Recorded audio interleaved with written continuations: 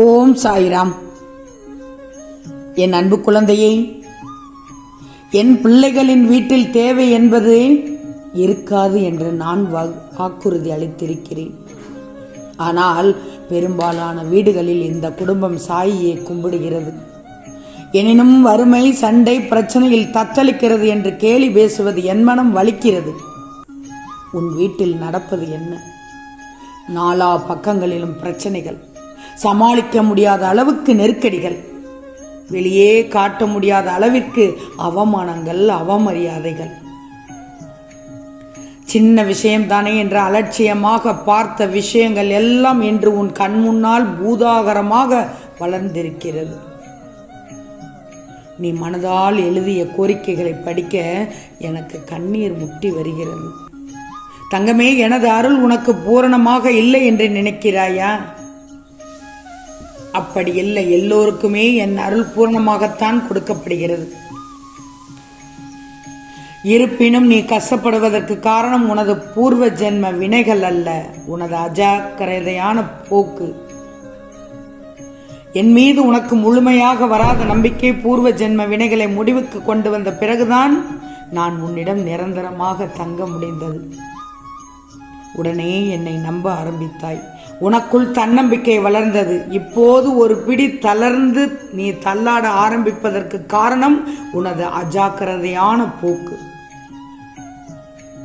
செல்வமே, எதிலும் அலட்சியம் வேண்டாம். உனது கோபத்தை குறைச்சிக்கோ. ஒரு பிரச்சனையை முடிக்க முடியாமல் போனாலும் அதற்காக தவிக்காதே, கதறாதே. என்னிடம் விட்டுவிடு, நான் பார்த்துக் கொள்கிறேன். அவசரமாக நீ எடுக்கும் முடிவுகள் தான் உன்னை இந்த நிலைக்கு தள்ளியது. எப்போதுமே என்னை மறவாதே. எந்த சூழலிலும் உனக்கு சங்கடங்கள் வரும்போது என் நாமத்தை சொல்லிப்பாரேன், அனைத்தும் உன்னை விட்டு விலகிவிடும். இதுவரை தோல்விகளை கண்டு கலங்கிய நீ இனிமேல் என் ஆசீர்வாதத்தை காணப்போகிறாய். நீயே எதிர்பார்க்காத அளவு உனக்கு ராஜ யோகத்தை தரப்போகிறேன். அது என்னவென்று கூடிய விரைவில் நீயே தெரிந்து கொள்வாய், மகிழ்ச்சி அடைவாய். இதை சொல்லத்தான் தங்கமே நீண்ட நேரமாக உன் வீட்டின் முன் நிற்கிறேன். கால் வலிக்குது, வந்து கேட்டுக்கோ, பெற்றுக்கோ என்று அன்போடு அழைத்தேன் தங்கமே. இனி வரும் காலங்களில் என் துணையோடு இன்பமாக மகிழ்ச்சியாக வாழப் போகிறாய். அதற்கு சான்றாக இப்போதே உன்னிடத்தில் வந்து அமர்ந்து விட்டேன். அனைத்தையும் நிறைவேற்றித் தர தயாராக இருக்கிறேன். உன்னுடைய நாளில் என் வாழ்த்துக்களை சொல்லி உன்னிடமே இருக்கப் போகிறேன். சுமைகளை கண்டு நீ துவண்டு விடக்கூடாது. இந்த உலகத்தை சுமக்கும் பூமியே உன் காலடியில்தான். துணையாக நிற்பது கடவுள் என்றால் எதிரில் இருப்பது யார் என்ற கவலை தேவையற்றது. நீ சாயின் குழந்தை. உன்னை அசைத்து பார்ப்பவர்கள் சாயியை அசைத்து பார்ப்பவர்கள் என்ற நம்பிக்கையோடு இரு. நீ நிச்சயம் ராஜ யோகத்தை பெறுவாய். என்னுடைய ஆசீர்வாதங்கள் உனக்கு எப்போதும் உண்டு. இந்த உலகில் எல்லா மனிதர்களுக்கும் பல பிரச்சனைகள் உண்டு. செல்வமே, நான் சீரடியில் அமர்ந்து கொண்டு என்னிடம் வரும் பக்தர்களுக்கு நான் ஆசி வழங்குகிறேன். உன் வீட்டில் என் படம் இருந்தால் அதன் முன் அமர்ந்து பிரச்சனையை கூறு, நான் தீர்த்து வைக்கிறேன். கண்மணியே, இந்த உலகில் வேறு யாரையும் நம்பாதே. என்ன நடந்தாலும் பொறுமையாகத்தான் இருக்கணும். என் மீது வைக்கும் நம்பிக்கையை இழந்துவிடக்கூடாது. உனக்கு துணையாக உன் சாயப்பா என்றென்றும் நான் இருப்பேன். இந்த உலகத்தில் உன்னை அழைத்து வந்ததே நான் தான். உன் வாழ்க்கையை நடத்துவது என் பொறுப்பு. நீ பிரச்சனையை பற்றி அதிகம் சிந்திக்க தேவையில்லை. எல்லாம் சரியாகிவிடும். வேதனை தீர்ந்த மகிழ்ச்சியாக ராஜயோகம் ஒன்று கிடைக்கப் போகிறது. என் மேல் பாரத்தை போட்டுவிட்டு நிம்மதியாக இரு. என்னை நம்பும் நபர் நிலைமை எவ்வளவு கடினமாக இருந்தாலும் எப்போது தோல்வி அடைவது இல்லை. அவர் எப்போது வெற்றிகரமாக வெளியே வருகின்றார். எவ்வளவு பெரிய ஞானியாக இருந்தாலும் சரி, எவ்வளவுதான் பெரிய மகானாக இருப்பதற்கு எல்லா லட்சணங்கள் இருந்தாலும் அவர்கள் கிட்ட இருக்கிற ஒரே ஒரு பலவீனத்தால் அவர்கள் அழிவதற்காக அது ஒரு முக்கிய காரணமாகிவிடும். அந்த பலவீனம் என்ன தெரியுமா?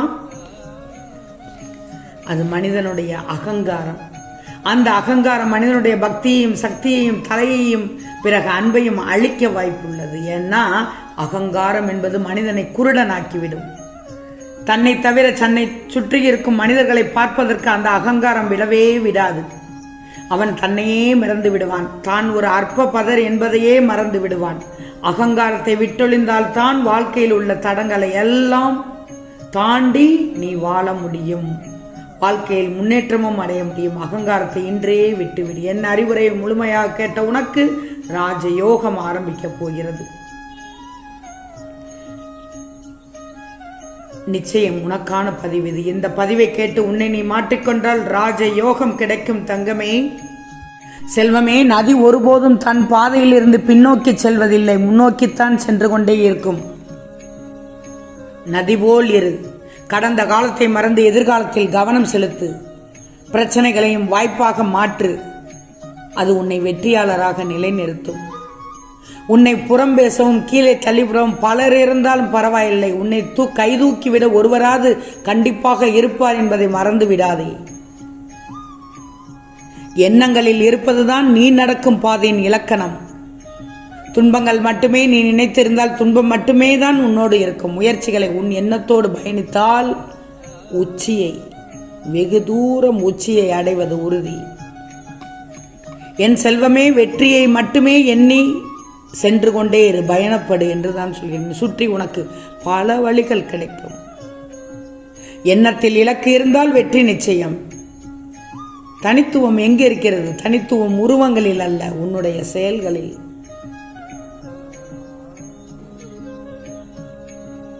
எதிலும் திருப்தி உள்ளவனை யாராலும் வெல்ல முடியாது.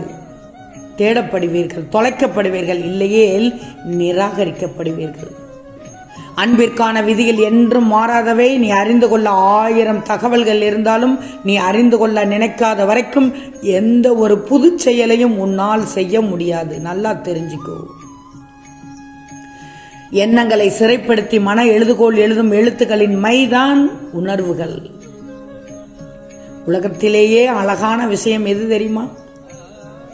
மனுஷங்களை புரிஞ்சுக்கிறது தான். ஆனால் கொடூரமான விஷயம் அதுதான். நீ விழுந்தால் உனக்காக உலகம் அழ வேண்டுமே தவிர நீ அல்ல. விழுந்தாலும் மதிப்புடன் எழ வேண்டும் என்பதை விதைகளிலிருந்து கற்றுக்கொள் தங்கமே. செல்வமே, உனக்கான பதிவு இது. நிறைய அறிவுரைகளை உனக்கான தேவையான நேரத்தில் இப்போது சொல்லியுள்ளேன். நீ அதன்படி எல்லாம் கேட்டு நடந்துக்கொள். உனக்கு நிச்சயம் ராஜயோகத்தை நான் தருவேன். சாதாரண ராஜயோகம் அல்ல, கோடீஸ்வர ராஜயோகம். நம்ப மறுப்பாய். கிடைத்ததும் ஆனந்த கண்ணீர் விடுவாய் தங்கமே, ஆனந்த கண்ணீர் விடுவாய். ஆம் செல்லமே, நிச்சயம் நடக்கும். நல்லது நடக்கும். நல்லது மட்டுமே நடக்கும். அது நன்மையாகவே இருக்கும். ஓம் சாய்ராம்.